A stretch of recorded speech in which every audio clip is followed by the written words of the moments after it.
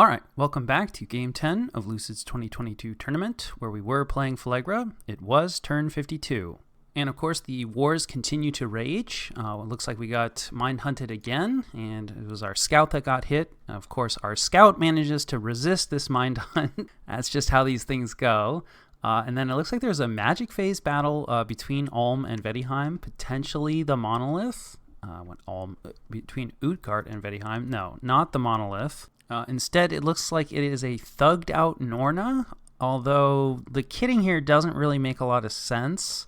I feel like this is probably just a gem burn. You just need a certain minimum amount of gem investment. That'll trigger gem usage, like particularly this midget masher is probably something that we donated. Not really something that makes sense on a size 2 unit. So yeah, not really sure like what, horde of skeletons, like, yeah, I don't know.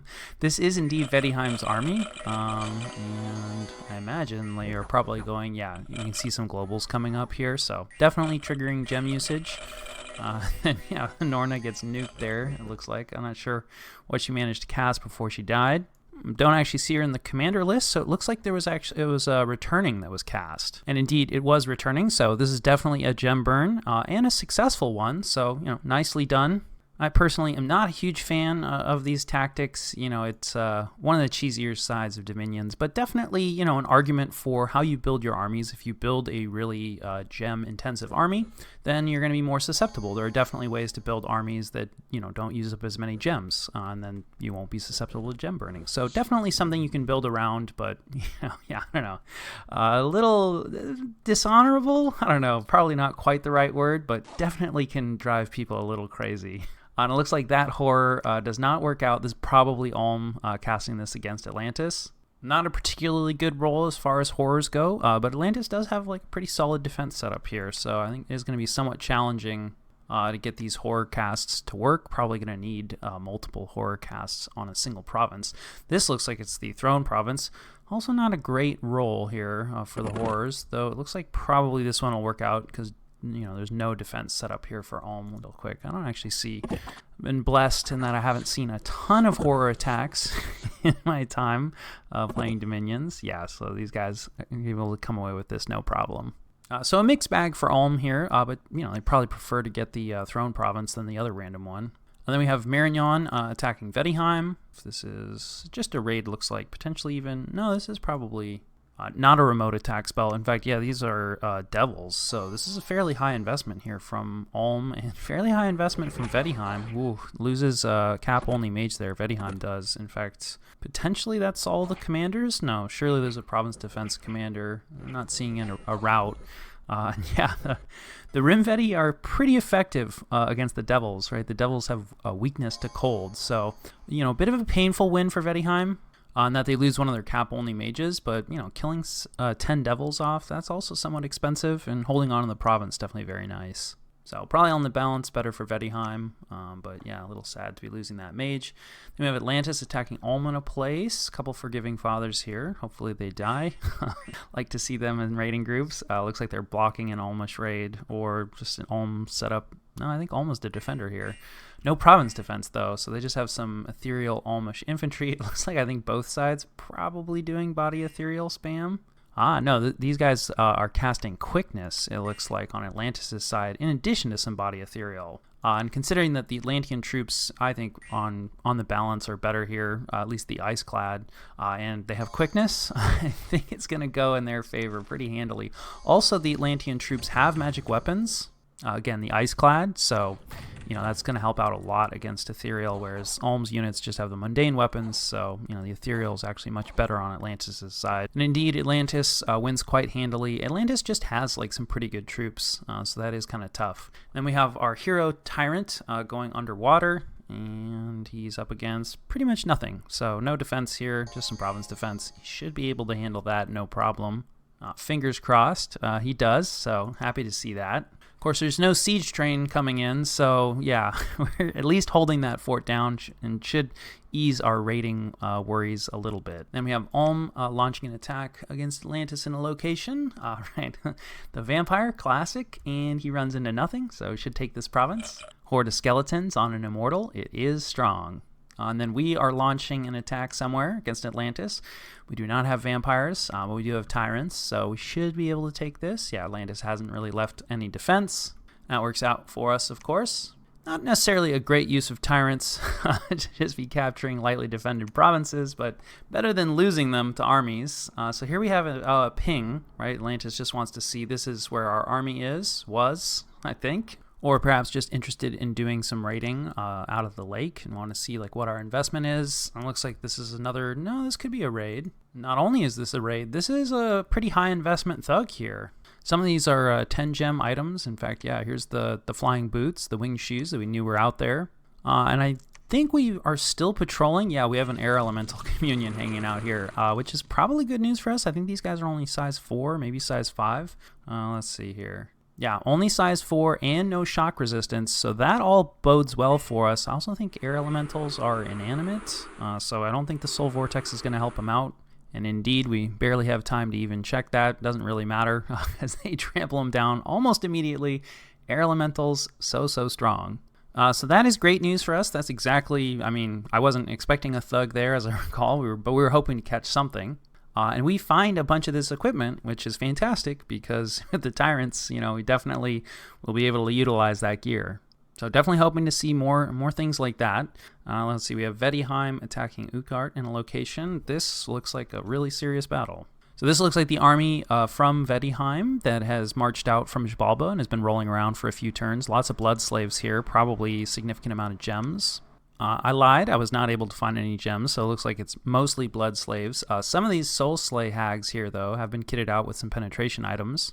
A little bit of a Vetti front line and Rim Vetti on the wings. And then Utgard has brought a lot of their sacreds, maybe most of their sacreds. One would certainly hope that this is most of their sacreds. And it looks like there's probably some province defense back here. Also pretty significant communion, I'm imagining.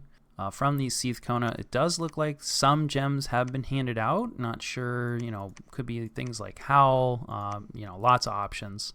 And it looks like this is probably going to be a turbo communion here, as we've got some Scrotty and some lifelong protection, but they have some blood slaves near them, so they are probably going to be powering this communion as slaves. So let's take a look. This is definitely looking super dangerous. There is a divine blessing on Utgard's side. That definitely matters because it is difficult to bless up all these giant sacreds if you don't, you know, have divine blessing. A lot of skeletons coming out from Vaettiheim at first here. Let's see, we have some globals coming up.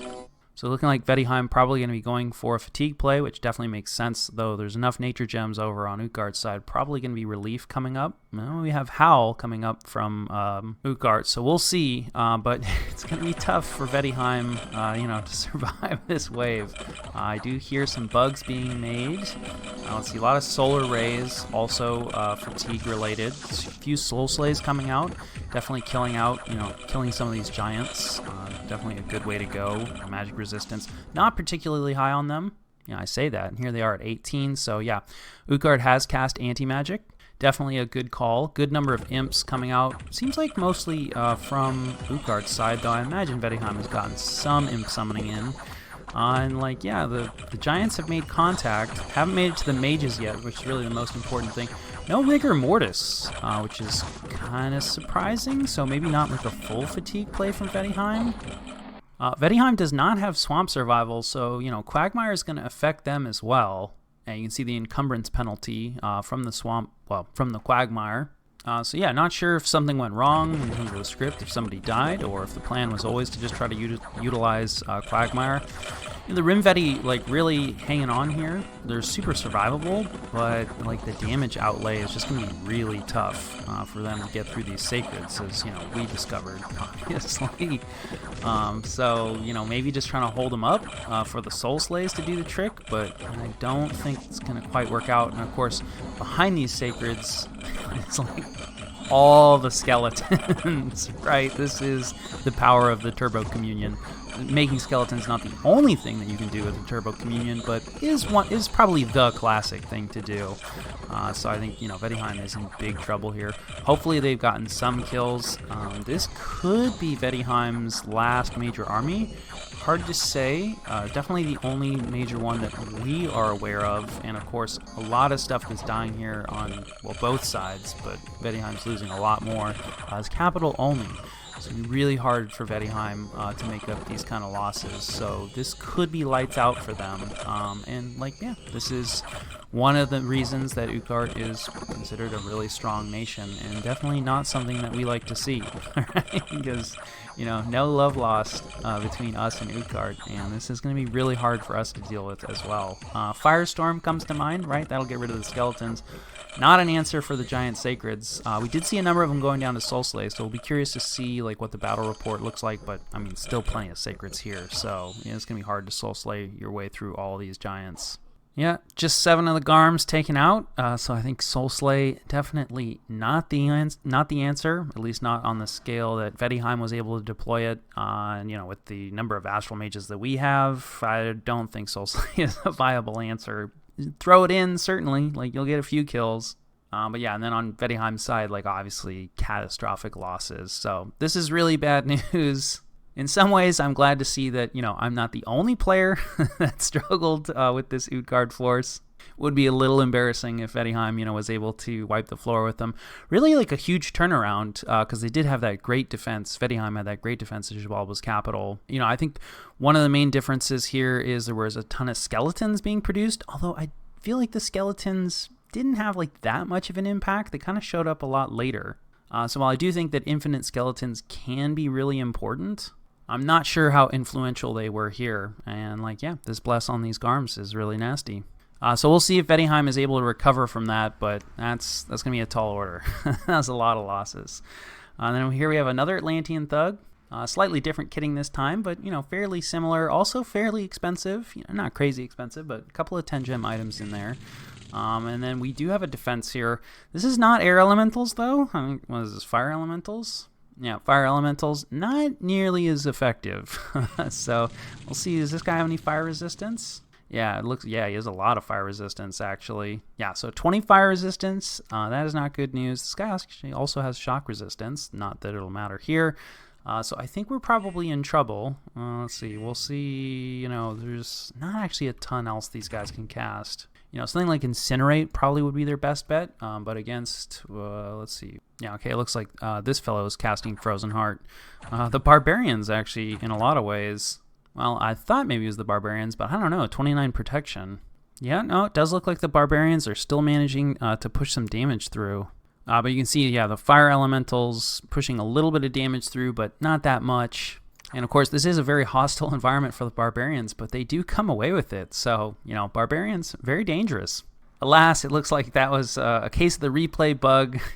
So while this certainly could have gone against Atlantis, in actuality, it did not. At least our Smiths do retreat successfully. So, we don't lose too much. We just spend some gems, lose a little bit of province defense, but not the end of the world. Certainly would have preferred to kill that Thug, but yeah, was kind of surprised that they were able to take it down. And of course, this is our army marching forward, and we run into nothing.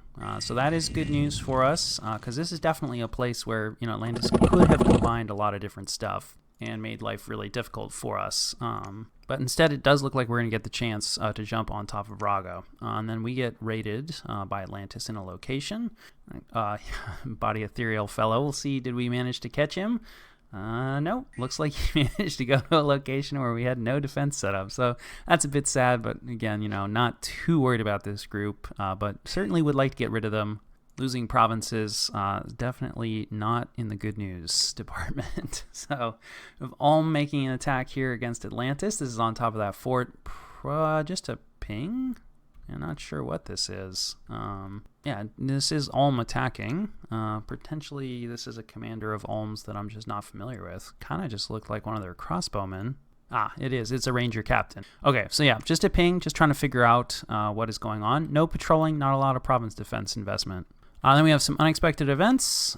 I think this is the Rebirth mod kicking in. This is nice. A false prophet, not nice. Barbarian scouts, they refuse to say what they're doing. but of course we know what they're doing. And then fear of a horror infestation. Not sure if we do anything about this. Not sure if this is a horror cult, but this is definitely, horror cults are bad news, so you definitely want to pay attention to this. Thankfully, we get rid of the false prophet right away, or at least, this is the same false prophet. So thank heavens for that. And then, of course, we have our tyrant locking down this fort, but, it's going to take forever.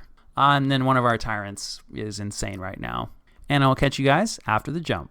All right, this was the situation and what we did about it. First and foremost, our army is pushing onto Raga.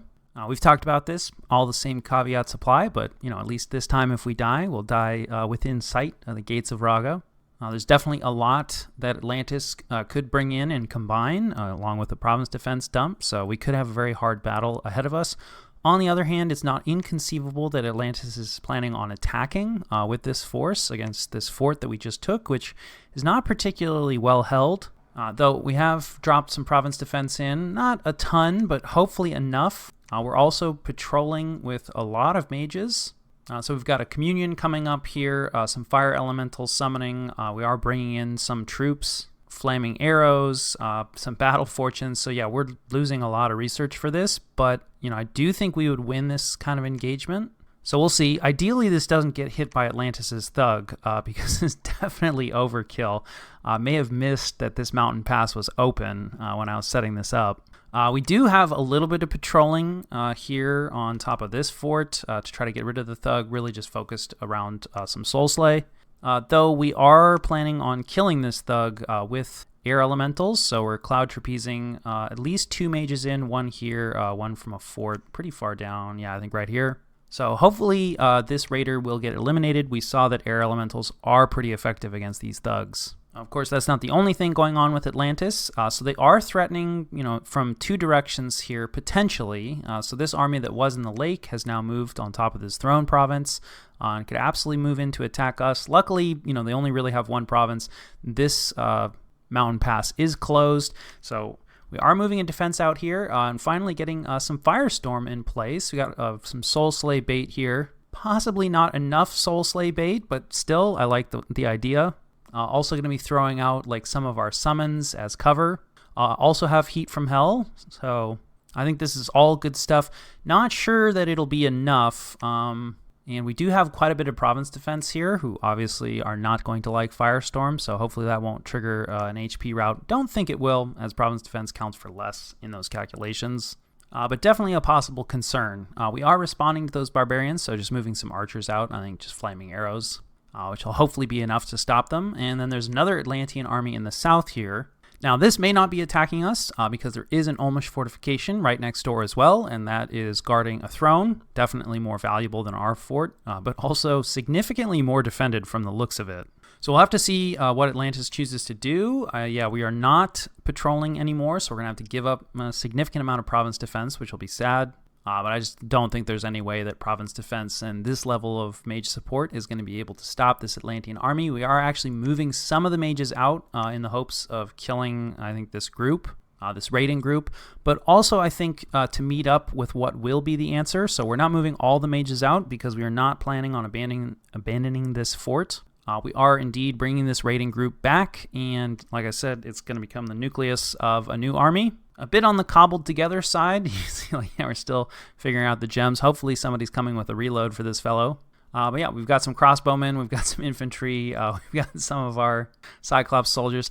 Not really sure about the guard commander here anymore. I feel like these guys probably should have been moved off at this point. A little too valuable to be guard commandering, especially in an army of this size. But really the killing power here are the mages. We have a decent amount of Thunderstrike. We actually have quite a few air mages just from the throne and the sites that we've found. And then we're also going to be doing a decent amount of elemental summoning, mostly air elemental, potentially some fire elementals in here. Yeah, and it looks like just air elemental. So air elementals and lightning, backed with a decent number of bodyguards, some crossbowmen. And then we do have a tyrant here. So kind of a random grab bag. Not sure how effective it'll be. But, it's what we have to try to lift, this siege, assuming that Atlantis does move in that direction. Of course, Atlantis does have a significant amount of other forces here. This is probably pushing forward to retake this.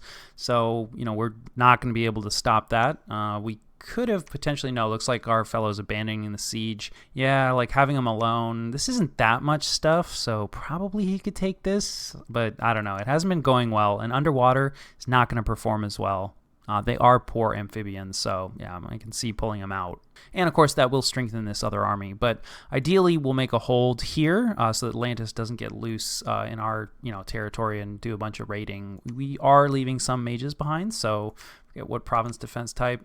Pale One's not a fantastic PD type to dump, but from a movement standpoint, this is definitely where we'd want to hold off any pushes that Atlantis is going to make. Though certainly if Atlantis brings forward a lot more units, they could put something together that would be difficult for us to stop. So that's it in terms of what we're doing. Pretty much no troop recruitment. We are still able to recruit another tyrant, so that's good. In terms of what other people are up to, when we've discussed Atlantis at length, we lost track of that Almish army. Not sure where they went. Hopefully it will be providing some pressure here against Atlantis. And I think the other major thing of note is that it looks like Micklin has gone back in on Vaettiheim. And their timing, of course, is perfect. This is really bad news for Vaettiheim. I think they might be done. We do see a stack of Rimvetti here, but still, with Micklin coming back in and the massive losses that they took, and Utgard's army is still doing just fine. They've locked down this fort. We can see that Marignan did indeed take this fortification that was under siege before. Of course, Micklin has 2 forts of Vaettiheim's under siege immediately. One of them is just a palisade, but that has been cracked right away. So I'd say Vaettiheim is in pretty big trouble, and that is bad news for us, right? Like, we are a potential target for Utgard, and we're definitely not in a place, right, where we can handle fighting them and Atlantis at the same time. So we'll see. Obviously, we are not Utgard's only neighbor. They could go after somebody else. They could actually decide to jump in against Atlantis, and in some ways, right, it's like, okay, well, they could turn into a 3v1, really make a lot of progress. There is a throne right here on the border, though we have 2 thrones on the border with Utgard. And then the other potential person, I think, is Marignan. They share a pretty substantial border, but Marignan is more or less unengaged. I think they're still fighting Vaettiheim a little bit, but I feel like they've probably gotten most of what they've wanted to out of this war. I guess they could push these 2 forts on the northern border would be nice for them. But at least for the last few turns, it seems like they haven't really been pushing that hard. And I think that covers what we know about the world, and I think it also more or less covers turn 52.